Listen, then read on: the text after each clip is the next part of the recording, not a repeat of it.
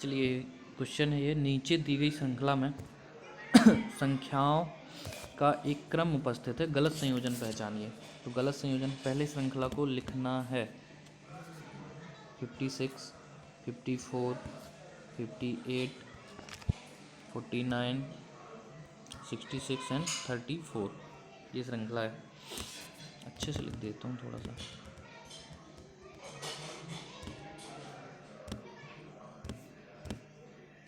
56, 54, 58, 49, 66 and 34। ठीक है, तो इसका रिलेशन देखिए 56 से शुरू है, 34 में जा रही है, मतलब कि इसमें मल्टीपल ऑपरेशन नहीं है, ना ही डिवाइड है। या तो प्लस हो गया माइनस होगा। तो डिफरेंस देख लेते हैं। यहाँ पे कितने का है? -3, सॉरी -2, -2 है। यहाँ -2 है। यहाँ पे देखिए तो यहाँ पर +6 है ना। 54 में +4 है यार, क्या कर रहे हो? +4, 54 4 58, -2 +4 फिर तो। और फिर यहाँ पर देखिए यहाँ पे कैसी सीरीज हो रही, ये इसका मल्टीपल ऑफ 2 है ना, 2 है। तो यहाँ पर भी जो अगला आएगा, ये माइनस था, ये प्लस है, तो अगला आएगा माइनस, और वो भी माइनस कितना?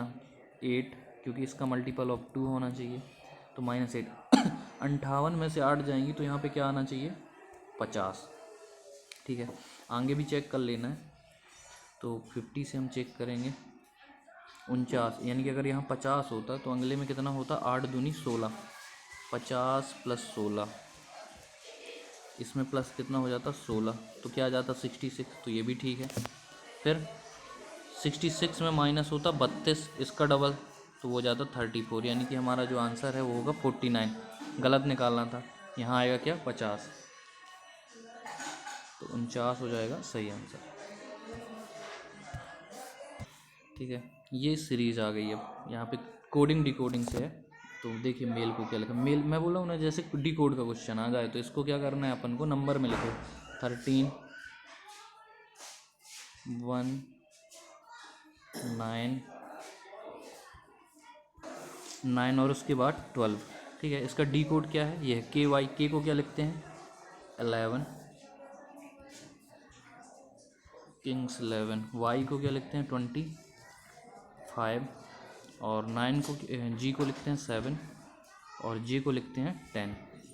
इसमें देखिए ये +2 है यहाँ पे, लेकिन इस ऑर्डर में, यहाँ से यहाँ, यहाँ पे +2, +2, +2। ऐसे ही अपन को करना है लेटर के लिए। कर लेते हैं। लेटर को मैं लिख लेता हूँ कितना?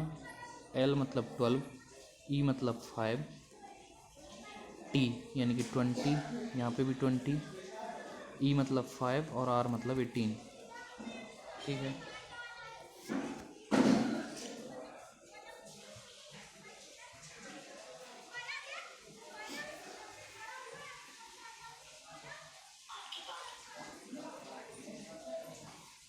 ठीक है।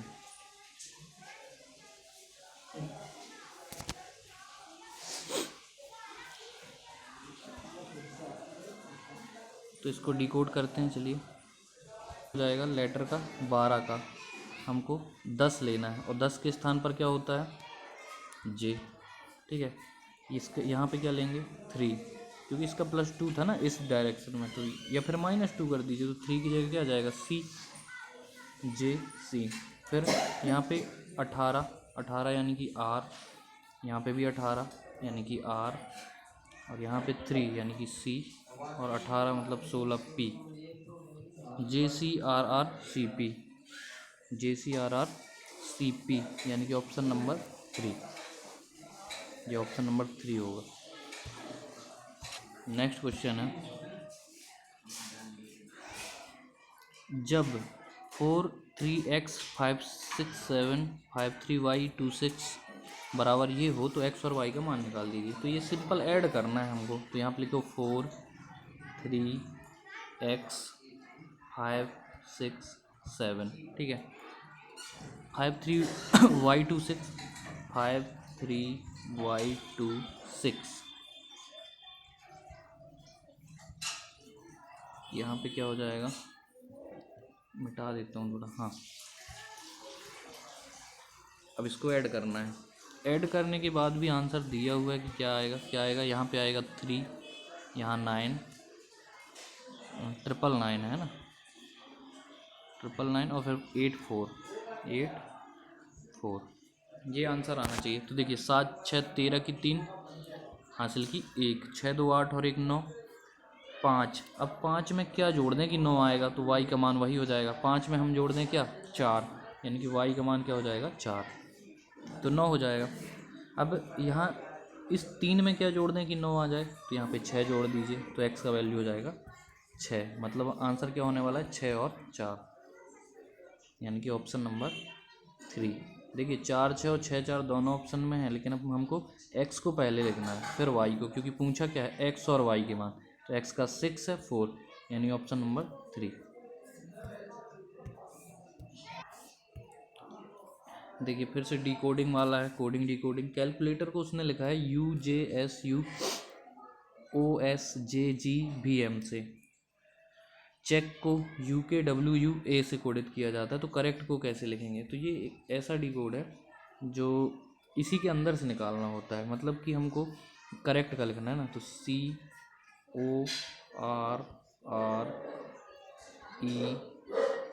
और T इनका निकालना है। तो इसमें देखो C का क्या है, फर्स्ट में C है, तो फर्स्ट में जो इसके भी फर्स्ट में उसी को लिख दो U।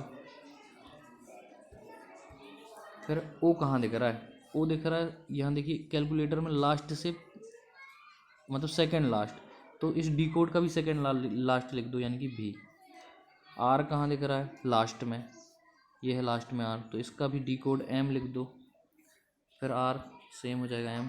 E कहाँ मिलेगा, तो चेक में मिलेगा, ये लिखा है चेक में। देखिए यहाँ पर ये लिखा ना, चेक में E लिखा है, तो यानी कि चेक के तीसरे वर्ड में E है, तो उसके डी कोड यानी कि इसमें इसका भी तीसरा वर्ड लेंगे, तो ये लेंगे W। फिर C फर्स्ट है किसका, कैलकुलेटर का भी फर्स्ट है, चेक का भी, तो U आ जाएगा सिंपल से, इसका हो जाएगा U। और T तो कैलकुलेटर में है, थर्ड लास्ट है ना T, तो इसका भी थर्ड लास्ट क्या हो जाएगा, G। तो आप आंसर हो जाएगा UVMMWUG, मतलब UVMMWUG, ऑप्शन नंबर 4। इसमें देखिए, इसमें क्या करना है, इसमें करना है फाइंड आउट विषम नंबर को ढूंढना है, ठीक है। तो सीरीज देख लीजिए, लिख लेते हैं पहले 17 19 23 29 36 40, ठीक है। यहाँ पर देखिए +2 है, शुरू में क्या है, ये 19 17 से शुरू है, 40 में ख़त्म, मतलब प्लस या माइनस। तो देखो +2 +4 +6, तो यहाँ पे कितना होना चाहिए, +8 होना चाहिए। 29 में 8 जोड़ दो तो कितना होता है, 37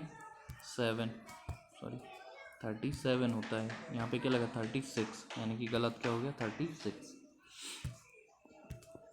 विषम ज्ञात कीजिए, तो पिछले पेपर में भी आया था, वो बॉयज़ से था, एनिमल्स की बॉयज़ से था संबंधित। ये थैला और सामान से, सामान जो होता है वो थैले में रखते हैं, ठीक है, थैले में सामान रखते हैं। कलम यानी कि पेन और पेंसिल, ये दोनों अलग अलग चीज़ें हैं ना। इसको इरेज कर सकते हैं पेंसिल को, लेकिन पेन से लिखा इरेज नहीं कर सकते, पेंसिल का इरेज कर सकते हैं। तो ये अलग अलग चीज़ें हैं दोनों, लेकिन थैला और सामान का संबंध है, क्योंकि सामान किस में रखते हैं, थैले में, तो इसका संबंध तो है। फिर संबंधी और परिजन, जो संबंधी होते हैं वो परिजन, इन दोनों का भी संबंध है। ब्रेड का मक्खन से संबंध है, लेकिन कलम जो पेंसिल है, कलम पेंसिल, इसका संबंध नहीं है, यानी कि अलग अलग है। तो आंसर हो जाएगा B है। ये डिकोड लैंग्वेज का है। देखो फिश इज टेस्टी, ये वर्ड हो गया, इसका डिम डैम डोलपेट, ये इसका डिकोड हो गया। फिर ब्रिम क्रिम डिम, ये वेरी टेस्टी फूड का है, डिकोड है। तो हमको बताना है कि डिम के लिए किस शब्द का इस्तेमाल किया जाएगा डिम के लिए। तो डिम देख लो कहाँ पर है, इस पर भी डिम है इस डिकोड में, और इस पर भी डिम डिकोड है, इस डिकोड में भी डिम है। यानी कि जब ये डिम इन दोनों में कॉमन है, तो इसकी जो लैंग्वेज है, मतलब कि जो ये वर्ड है वेरी टेस्टी फूड और first is fish is tasty, इन दोनों में भी एक वर्ड कॉमन होगा, तो वो क्या है, टेस्टी। मतलब कि डिम के लिए क्या हो जाएगा, tasty. Option number A. Next question है, इसमें बताना है कि हच टेल BSNL का अर्थ है ऑल नेटवर्क विजी। ये डिकोड लैंग्वेज है, ये है all network busy word. Busy with work के लिए ये दिया हुआ है, और नेटवर्क नॉट देयर के लिए दिया गया है ये। तो हमको बताना हच किसके लिए प्रयोग किया गया है। तो देखो हच कहाँ पर है, हच है फर्स्ट में, और कहीं पे है क्या हच? अगर कॉमन मिल जाए तो अच्छी बात है। तो देखो इसमें हच है, इसमें हच नहीं है, इसमें हच नहीं है, मतलब कि हच की जो हच किसका डिकोड है, इसका। इसमें से अगर दो वर्ड का पता चल जाए, यानी कि ऑल नेटवर्क का पता चल जाएगा, ऑल नेटवर्क बिजी, इन तीनों का पता चल जाए तो ये इसका पता चल जाएगा, यानी कि टेल और BSNL का पता चल जाएगा, तो जो बचेगा वो हच हो जाएगा। हच इस टेल और इस BSNL का पता चल जाएगा इसका मतलब क्या है, तो इन तीनों में से जो बचेगा वो हच के लिए हो जाएगा। तो चलिए शुरू कर देते हैं निकालना, ठीक है। इस पर देखिए ऑल नेटवर्क बिजी है, इसमें बिजी विथ वर्क है, यानी कि नेटवर्क बिजी दोनों में कॉमन है, तो इनकी डी कोड में भी एक वर्ड कॉमन होगा, जो कि क्या है, BSNL है। तो BSNL बराबर हो गया क्या, बिजी। फिर नेक्स्ट है किसका हो गया, BSNL का हो गया। फिर हमको देखना है थर्ड में देखो नेटवर्क नॉट देयर, और इसमें है ऑल नेटवर्क बिजी। तो नेटवर्क दोनों में कॉमन है, तो इसके डी कोड में भी एक वर्ड कॉमन होगा। इसमें देख लो टेल BPL ऑरेंज है, इसमें भी टेल है, यानी कि टेल का मतलब क्या हो गया, नेटवर्क। टेल का मतलब हो गया नेटवर्क। तो बस अब कुछ नहीं करना है, BSNL का पता चल गया क्या है, टेल का पता चल गया। तो जो इसका तीसरा वर्ड है यानी कि ऑल, ये किसका मतलब, इस हच का मतलब क्या हो जाएगा, ऑल, ठीक है। Option number 3। उस विकल्प का चयन कीजिए जो नीचे दिए गए कथनों और निष्कर्षों के बारे में सही है। तो सिलोगिज्म है, कुछ लड़के इंजीनियर हैं, कुछ जो लड़के हैं वो क्या हैं, इंजीनियर हैं, ठीक है। कुछ लड़के इंजीनियर हैं, रवि एक इंजीनियर है, तो जो रवि है वो एक इंजीनियर है, मतलब रवि को भी इंजीनियर के अंदर कर देता हूँ मैं ऐसे, ठीक है। निष्कर्ष क्या है कि कुछ इंजीनियर लड़के हैं क्या, तो जो कुछ इंजीनियर हैं मतलब कि ये इंजीनियर और लड़के के बीच में ये कॉमन पार्ट है, इसका मतलब सम की कंडीशन फॉलो करेगी। फिर कुछ लड़के इंजीनियर नहीं हैं, तो कुछ लड़के जो हैं वो इंजीनियर नहीं हैं, तो जब भी मैंने बोला नहीं आए, इनके बीच में कहीं भी क्रॉस रिलेशन है क्या इस तरह का, नहीं है, तो दूसरी कंडीशन क्या हो जाएगी, गलत, यानी कि केवल निष्कर्ष एक अनुसरण करता है। ये सीरीज है हमको दी हुई है, लिख लेते हैं पहले सीरीज को लिख लेते हैं 3, 7, 15, 30, 63। तो देखिए 3 से शुरू हुई है, 63 में चली गई है, यानी कि 5 स्टेप के अंदर। तो ये मल्टीपल सीरीज़ है ना, मल्टीपल सीरीज़ है। और ये 3 आपको जस्ट डबल दिख रहा है ना, डबल के आसपास दिख रहा होगा, 7 है ना, और ये भी डबल के आसपास है, ये भी डबल के आसपास है, ये भी। तो इससे हमको सीरीज़ तो पता चल जाएगी 2 का गुणा है, मतलब 3 में हम 2 का गुणा कर दें और +1 कर दें तो कितना जाएगा, 7, सेम, ठीक है। तो सीरीज़ तो गई, फिर से लिख देता हूँ 3, 7, 15, 30, 63। तो इसमें क्या था, मल्टीपल ऑफ 2 + 1 है, ये भी मल्टीपल 2 + 1, इसमें 2 का गुणा करें और 1 जोड़ें तो क्या आना चाहिए, 31, 15 दूनी 30 धन 1, 31 आना चाहिए, ठीक है। और 31 में हम 2 का गुणा करेंगे तो आएगा 62, और धन 1 कर देंगे, आ जाएगा 63, यानी कि हमारा जो गलत है वो क्या है, 30। गलत संयोजन पहचानना था तो 30 आंसर हो जाएगा। यहाँ क्या होना चाहिए, 31, मतलब यहाँ पे होना चाहिए 31। अब ये डायग्राम वाला एक क्वेश्चन, तो डायग्राम वाला फिक्स है, पिछले पेपर में भी देखा था। यदि निम्न 2 वर्गों को ये अतिव्यापन वाला है, अतिव्यापित करना है तो इसमें से आपको क्या देखना है, दोनों आकृतियों को देखा करो आप, इसमें से एक चूज़ कर लो। जैसे मैं चूज़ करता हूँ इसको, ठीक है, ये मेरे को दिखनी चाहिए इस वाली से, और इससे मैं चूज़ कर लेता हूँ कि इसके जो कोने में है देखो इस तरह की आकृति है, मतलब ये मिल जाए मेरे को और साथ में ये मिल जाए तो मैं उसको आंसर टिक कर सकता हूँ। ठीक है, देख लेते हैं।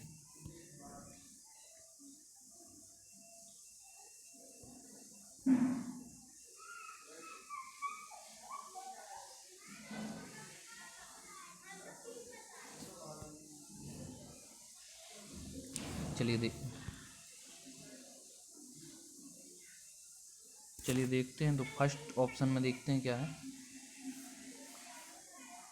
यहाँ पर देखिए फर्स्ट में तो ये तो है ना, बट ये नहीं है इसमें ये वाला, तो ये गलत हो गया।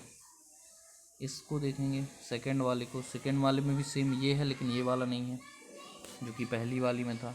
तीसरे में देखो, तीसरे बारे में ये है और साथ में ये भी है, इसका मतलब ऑप्शन हो जाएगा तीसरा।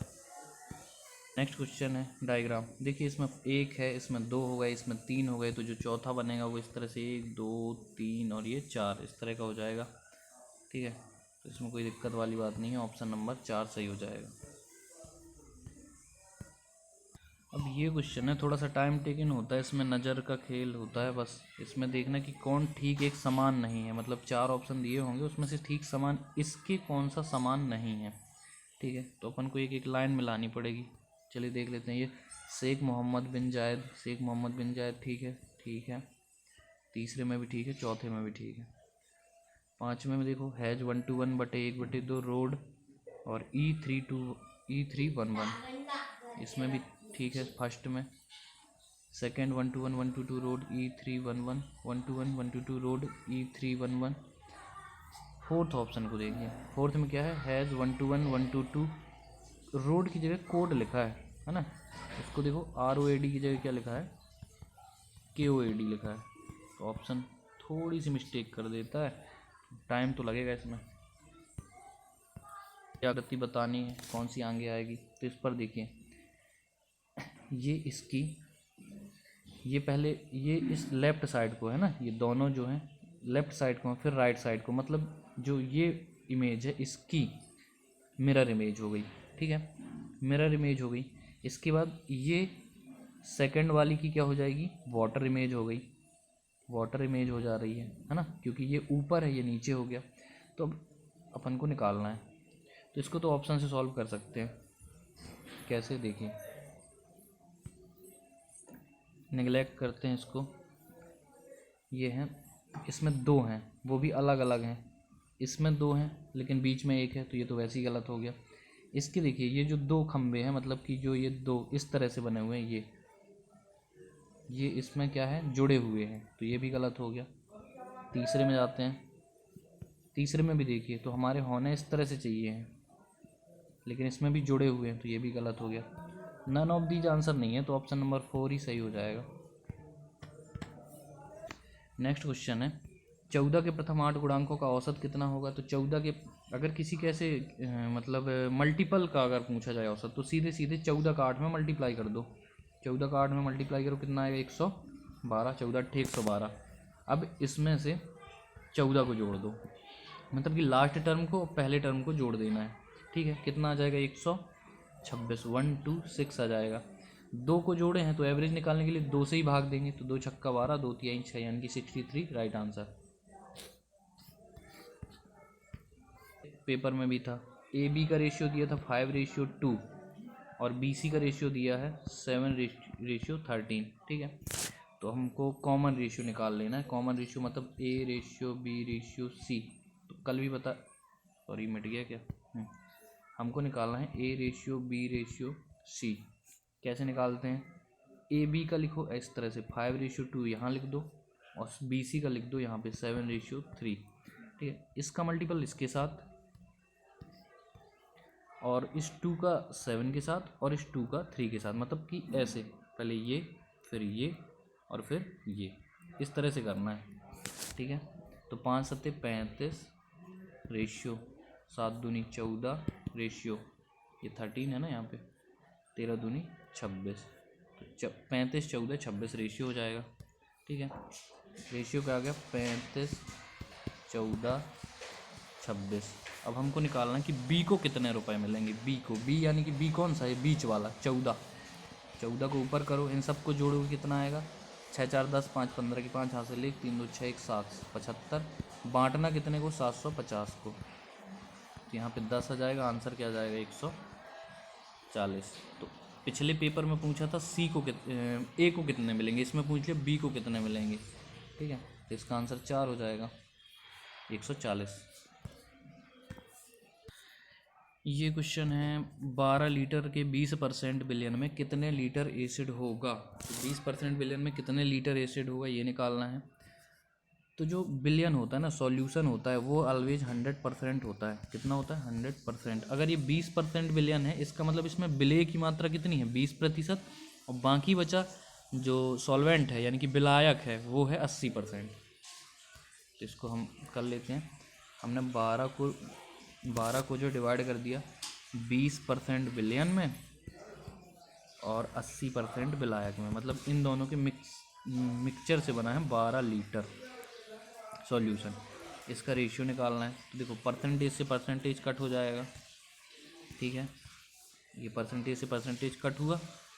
अब क्या बचा, ये 0 से 0 कट गया, तो 2 1 कम 2, 2 चौको 8, मतलब कि 1 क्या आ जाएगा 4। ठीक है, 1:4 आ जाएगा। मतलब कि इस अनुपात में सॉल्वेंट है। हमको निकालना है कि एसिड होगा। एसिड मतलब कि विलेय है ना, एसिड मतलब कि विलेय की मात्रा निकालनी है। तो कैसे निकालेंगे, ये निकालनी है तो इसको लिखो ऊपर बटे में, जैसे सॉल्व करते हैं रेशियो को सिंपली, और इस दोनों को जोड़ देंगे तो कितना हो जाएगा 5, और निकालना किसका है तो 12 का। तो इसका सॉल्व कर लो, 3 से काटो, 3 5 15, 3 चौको 12, यानी कि 4/5। अब 4/5 को अलग से सॉल्व कर लेते हैं। 4/5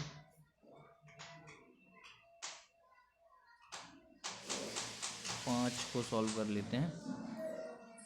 ये 15 कैसे आ गया था, एक सेकेंड, थोड़ा सा मिस्टेक हो गया है, फिर से कर लेते हैं। ये है 12 लीटर, 12 लीटर है। यहाँ पे 20% विलेय है और 80% क्या है सॉल्वेंट है। ठीक है, तो यहाँ पर क्या हो जाएगा, परसेंटेज से हमने परसेंटेज को काटा, 0 से 0 को काटा, 2 1 कम 2, 2 चौको 8, तो रेशियो तो ठीक है, तो 1:4।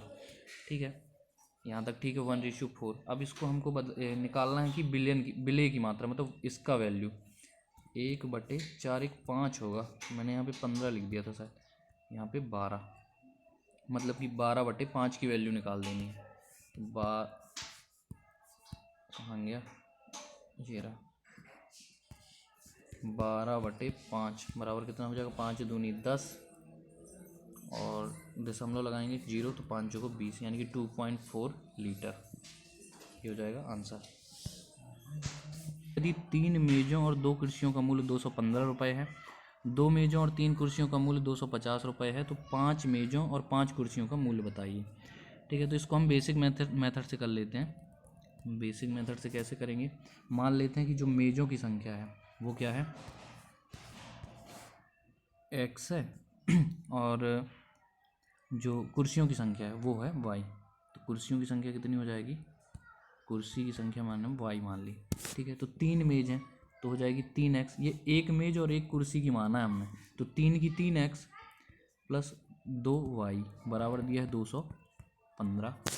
इसी तरह से इसमें 2x यानी कि 2 मेज और 3 कुर्सी हैं, तो 3y बराबर दिया है 250। हमको निकालना किसकी वैल्यू है, 5x प्लस 5y की वैल्यू ये निकालनी है कि 5 मेज और 5 कुर्सी का मूल्य कितना होगा। तो सिंपली इसको जोड़ दीजिए तो आ जाएगा 3 + 2 5x, 3 + 2 5y, और इसको जोड़ेंगे तो 5 5 1 6 2 2 4, यानी कि 465 रुपये। ऑप्शन नंबर 3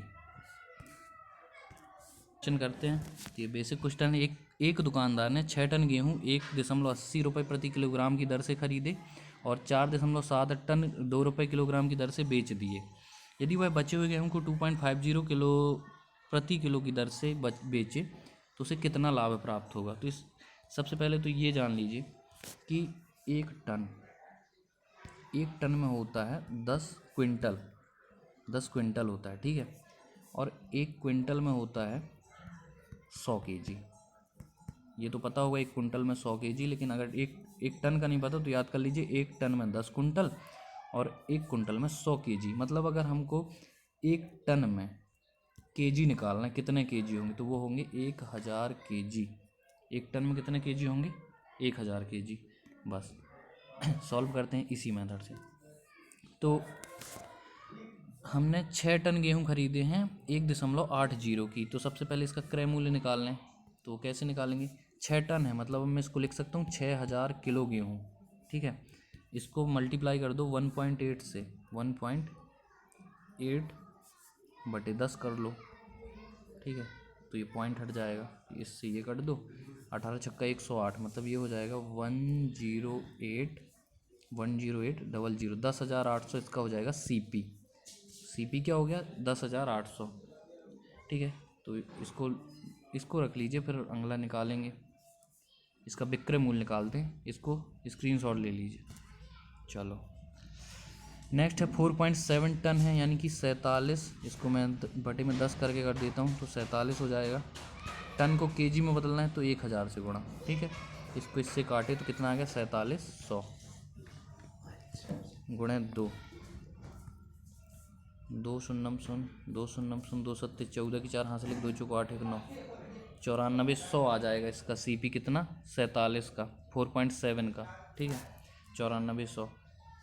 तो इसको रफ में लिखते जाते हैं, ठीक है। उसका आया था 10,800, CP क्या आया था 10,800 आया था, और 4.7 टन का कितना आया है 9,400।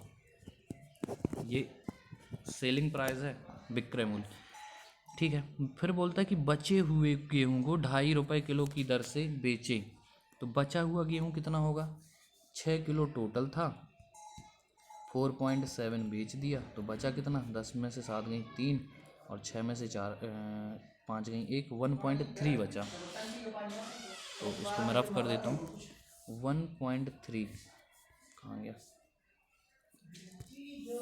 1.3 इंटू 1000 करेंगे तो ये इसको हटाइए 10 बराबर क्या आ जाएगा, 1300 किलो गेहूं का सेलिंग प्राइस निकालना 2.50, यानी कि इसको 100 से डिवाइड कर दो और 13 का मल्टीप्लाई करें तो 13 शून्य शून्य 13 पाना 65 की 5 हासिल की 6 और 13 दूनी 26।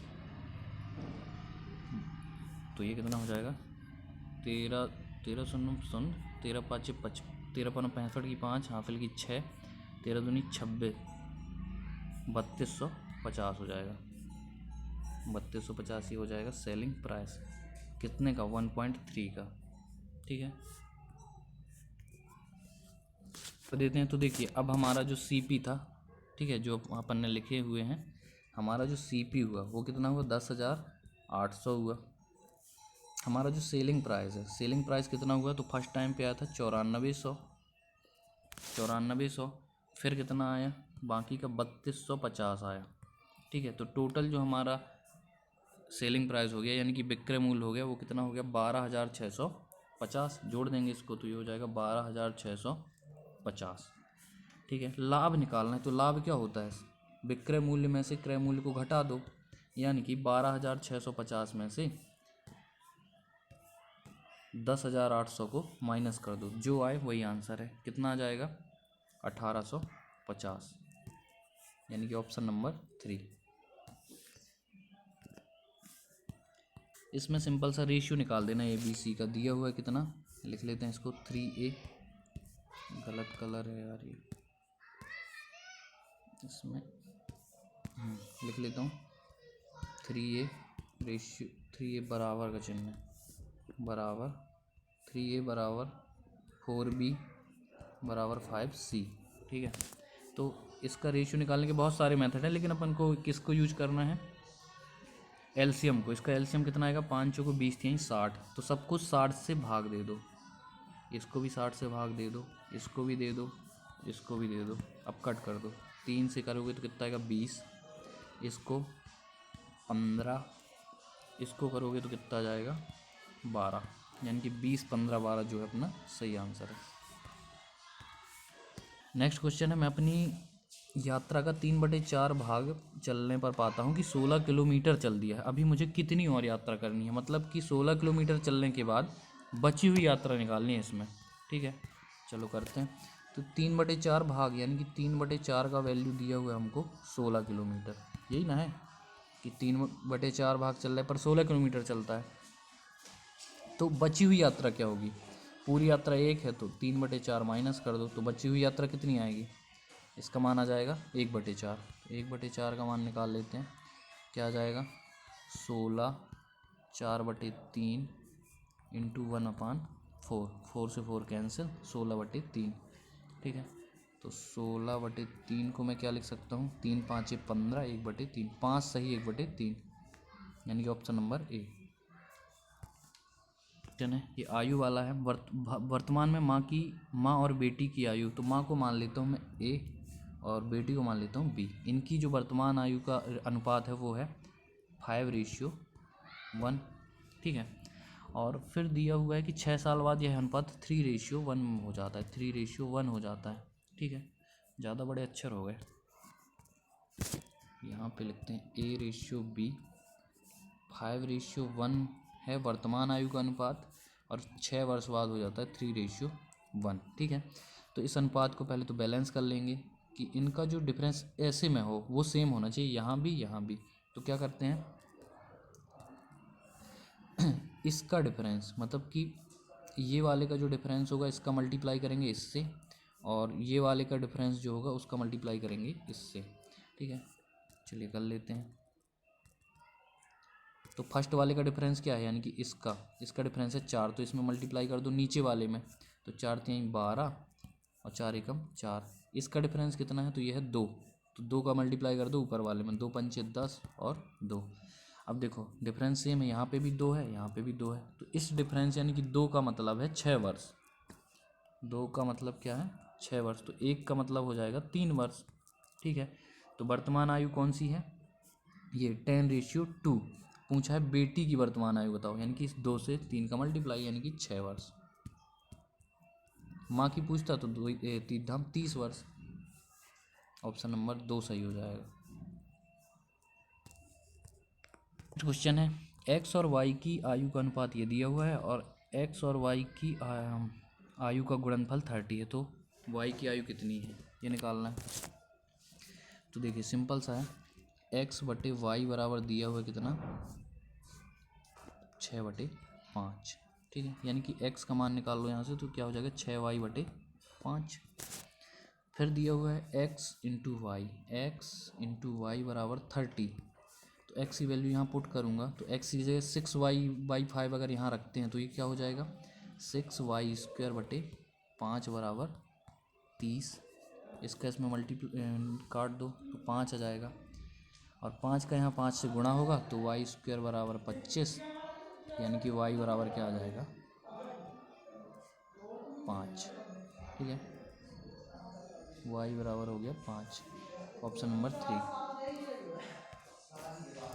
ठीक है, इस क्वेश्चन को देखिएगा थोड़ा सा, क्या है इसमें, असम में होने वाली बारिश में प्रतिवर्ष 1% की कमी हो रही है। 2004 की तुलना में 2001 में वहाँ कितने प्रतिशत बारिश होती थी, ये निकालना है। चलिए सॉल्व करते हैं इस क्वेश्चन को। तो मैं बना लेता हूँ, सबसे पहले क्या लिखेंगे, यहाँ पर 2001 लिखते हैं। ठीक है, 2001 है, 2002, 2003, 2004, ये समझाने के लिए किया जा रहा है, ये करना नहीं है इतना ज़्यादा। अगर सपोज़ कीजिए यहाँ पे 100% वर्षा होती थी, ठीक है, 100 वर्षा होती थी 100 सेंटीमीटर, तो हर वर्ष में यहाँ 1% कम हुई होगी, यहाँ 1% कम, यहाँ 1% कम, तो टोटल कितनी कम हो गई 3%। ठीक है, 3% कम हो गई, यानी कि 100 का 3% निकाल लें तो 2004 में हो जाएगी, और 100 का 3% कितना होता है 3 होता है, तो 100 में से 3 घटा दो तो यहाँ कितनी होगी 97। अगर यहाँ 100 है तो यहाँ कितनी होगी 97 सेंटीमीटर। बस यही निकालना है कि 97।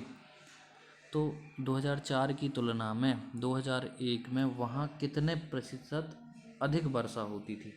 अधिक निकालना है तो इन दोनों का डिफरेंस 100 और 97 क्या है 3, और अधिक निकालना है तो 97 से भाग गुणा 100। तो इसको अगर सॉल्व करेंगे तो आ जाएगा कितना, इसको 300 भागे 97 करते हैं। ठीक है, इसको मिटा देता हूँ मैं, इसको कर लेते हैं हम 300 भागे 97, 3 बार चला जाएगा, 3 7 21, 3 नाम 27, 28 29, 291, बचा कितना 9, कुछ नहीं बचेगा। दशमलव लगाएंगे, जीरो बढ़ाएंगे, फिर से भाग नहीं जाएगा तो फिर जीरो, मतलब कि नन ऑफ दीज ऑप्शन नहीं है। तो इतना सॉल्व करने के बाद आपको टिक कर देना सीधे 3.03 में। ठीक है, नेक्स्ट क्वेश्चन पर चलते हैं। तो ये क्या है, x, ये तो हल हुआ है। x/4 बराबर 3, x का मान x/4 बराबर 3 है तो x का मान क्या हो जाएगा, यहाँ मल्टीप्लाई हो जाएगा, x बराबर 12।